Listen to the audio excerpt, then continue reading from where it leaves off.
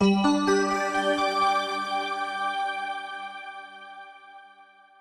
there, it's Dave Spreadborough here again, the International Trainer at AMP Software. This is the second part of the Filters screencast. In part 1, we looked at load, link, write, select frames, interlace, edit, channels, and adjust. We're now going to look at extract. The first filter is negative. This is a simple filter that swaps the intensity value of each pixel. The next few are various methods to extract visual information from an image. These are commonly used with images of fingerprints, footwear, or tool marks.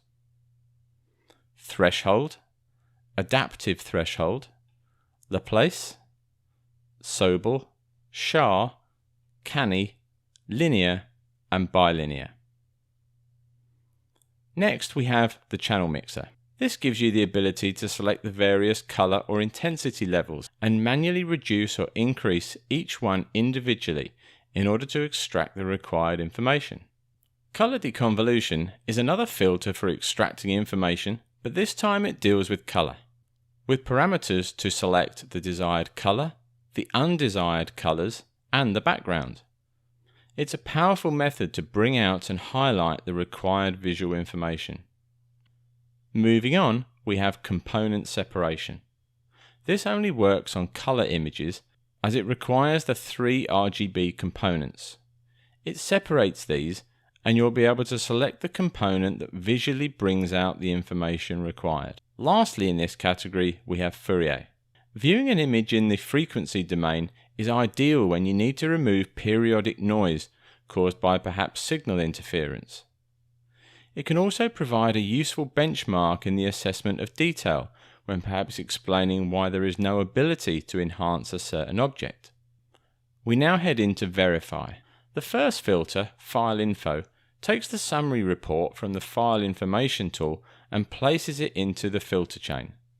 As such, all this valuable information will be placed directly into your report. Hashcode performs a mathematical calculation on the file to produce a hash value. This ensures data integrity when receiving a file or reloading a project to ensure that the file has not changed. Another verify tool is macro blocks.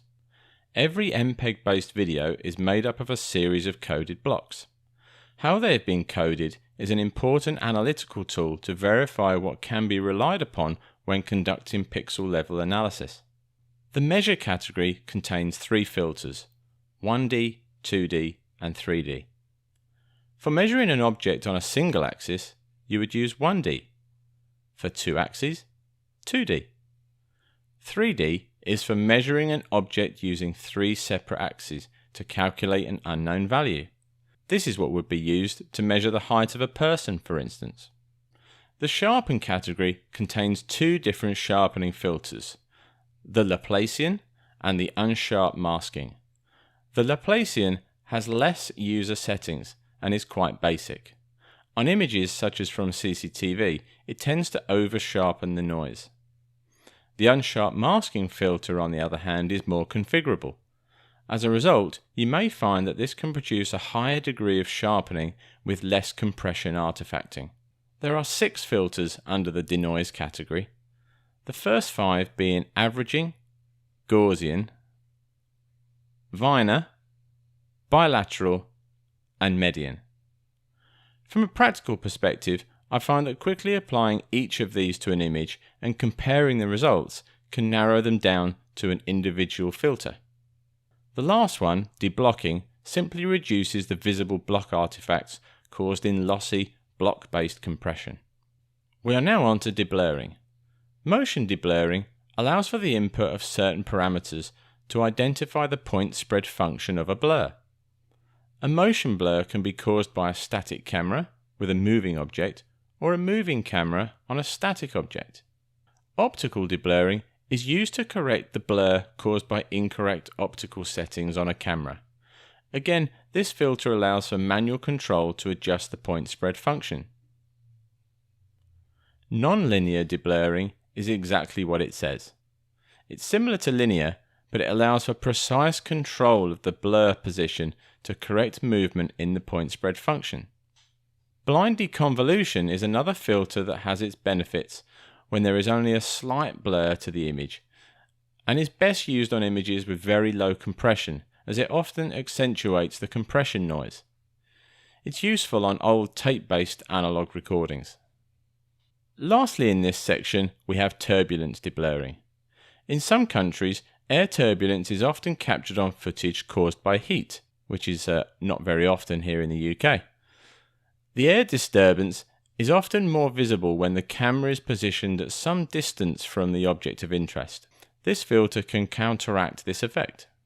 Stabilization of an object or a video is catered for within the next category.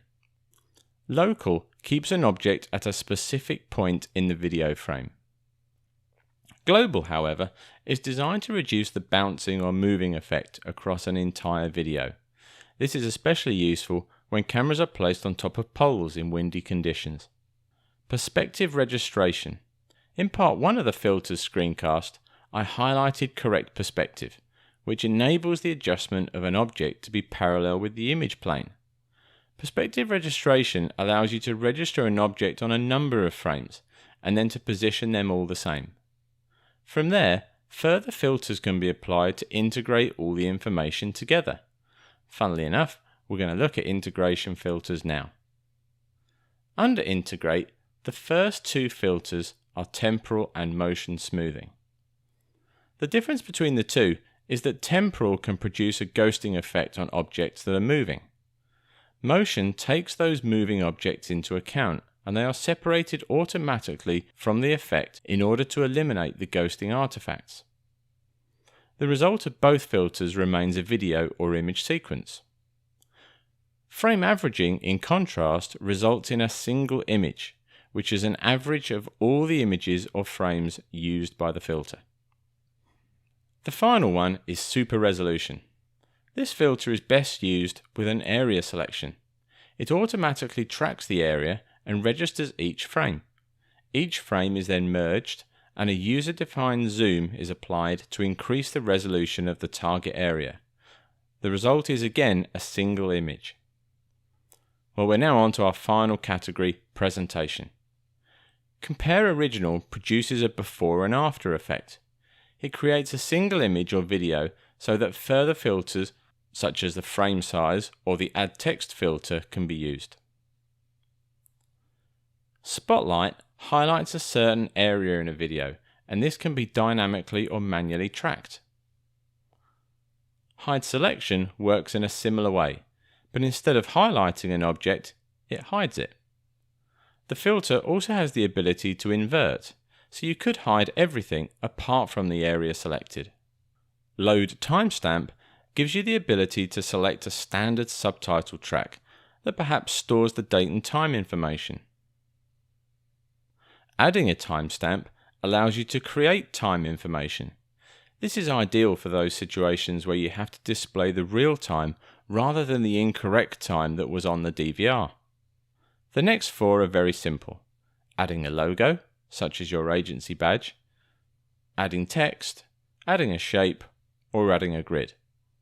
It's worth mentioning that under the Add Text filter, you have the ability to use predefined macros, such as the file name, the frame number, or the frame type. Change frame rate sets the video to play at a user-defined speed. And finally, we have reverse. Well, that just flips the entire sequence to play in reverse. Well, that was a very quick run through of all the filters in the current version, that's 7.6.2.0 of AMP5. I hope you found it useful. Coming soon, I'll be looking at the information that can be gleaned from an image or video and how you can use that information during your analysis. So, until then, bye for now.